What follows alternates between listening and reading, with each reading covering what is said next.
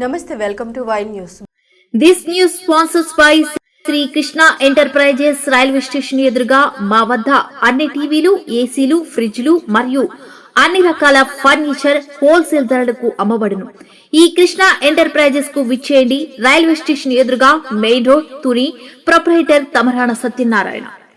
అక్రమంగా రేషన్ సరుకులు తరలిస్తున్న పాయకరపేట ఎల్టీ కాలనీలోని 3వ నెంబర్ రేషన్ డిపోను సీజ్ చేయాలని రాష్ట్ర civil supply corporation director Botapati Sivadatt తహసీల్దార్ ఉమామహేశ్వరరావును ఆదేశించారు. డిపో నుండి అక్రమంగా 2 బస్తాల రాగలు తరలిస్తుండగా వార్డు మెంబర్ మంగాదేవి స్థానికులు పట్టుకుని రెవెన్యూ అధికారులకు ఫిర్యాదు చేసినా పట్టించుకోకపోవడంతో civil supply corporation director Botapati Sivadatt కు ఫిర్యాదు చేశారు. దీంతో తక్షణమే స్పందించిన శివదత్ అక్రమ రవాణా అవుతుండగా పట్టుకున్న రాగుల బస్తాల సంఘటన స్థలానికి చేరుకున్నారు.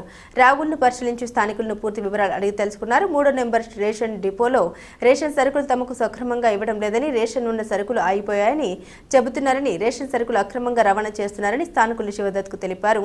దీంతో శివదత్ స్థానిక రెవెన్యూ అధికారులకు ఫిర్యాదు చేసి తక్షణమే రేషన్ సరుకులు ఉన్న 3వ నెంబర్ డిపోని తనిఖీ చేయాలని ఆదేశించారు. రాష్ట్ర పౌర సరఫరాల శాఖ కార్పొరేషన్ డైరెక్టర్. ఈరోజు పాయకరపేట నియోజకవర్గం డిపో నెంబర్ 3 ఈ లింగాల కాలనీలో ఉన్నటువంటి డిపో నెంబర్ 3 దగ్గర జరుగుతున్న అవకతవకల గురించి ప్రజల నుంచి వచ్చిన కంప్లైంట్ మేరకు నేను వెంటనే స్పందించి ఇక్కడ రావడం జరిగింది.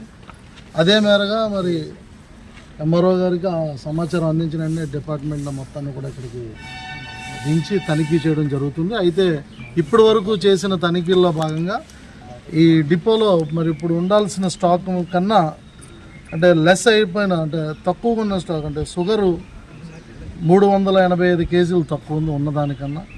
అలాగే రాగి 1700 కేజీలు మిస్ అయింది. అలాగే రైస్ కూడా చెక్ చేస్తూ ఉన్నారు.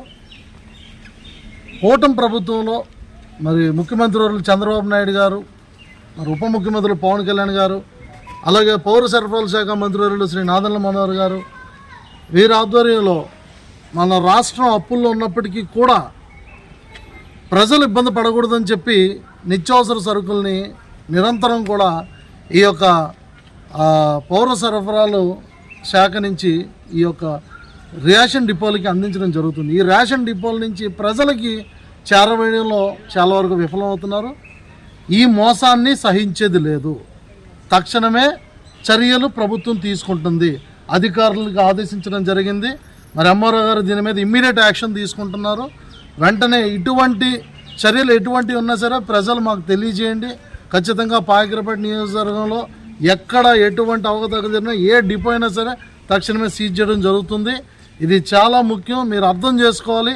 రాష్ట్రం అప్పుల పాలు ఉన్నప్పటికీ కూడా అనేక విధాల ఒత్తిడి ఉన్నప్పటికీ కూడా ప్రజలు, సామాన్య ప్రజలు ఇబ్బంది పడకూడదని ఈ చౌకధరల దుకాణాల్లో మరి సరుకులన్నీ కూడా ప్రభుత్వం పంపిస్తుంటే మరి ప్రజలకు చేరవేయడంలో వీళ్ళు విఫలం అవడం నిజంగా చాలా బాధాకరం. ఎందుకనంటే గత 5 సంవత్సరాలు గత ప్రభుత్వంలో ఈ చౌకధరల దుకాణాలు మూసివేయబడ్డాయి. వాటిని తిరిగి తెరిచి పూర్వ వైభవాన్ని ఇచ్చి మరి వాళ్ళందరికీ గౌరవాన్ని కల్పించినప్పటికీ కూడా ఈరోజు వాళ్ళు కొంతమంది మరి ఈ యొక్క ఫ్రాడ్కి పాల్పడుతున్నారు. ఖచ్చితంగా దీన్ని సహించేది లేదు. ప్రభుత్వం ఎట్టి పరిస్థితుల్లో కూడా ఏదైతే మోసం జరుగుతుందో ఈ చౌకధరల దుకాణాల నుంచి లబ్ధిదారులకి సరిగ్గా ఏ విధమైన సరుకులు అందకపోయినా ఎవరు ఎటువంటి కంప్లైంట్ ఇచ్చినా ఇమ్మీడియట్గా యాక్షన్ తీసుకోవడం జరుగుతుంది. మరోసారి హెచ్చరిక జారీ చేస్తున్నాం. ఈ విషయంలో జాగ్రత్తలు తీసుకోవాల్సిందిగా మరి రేషన్ డీలర్స్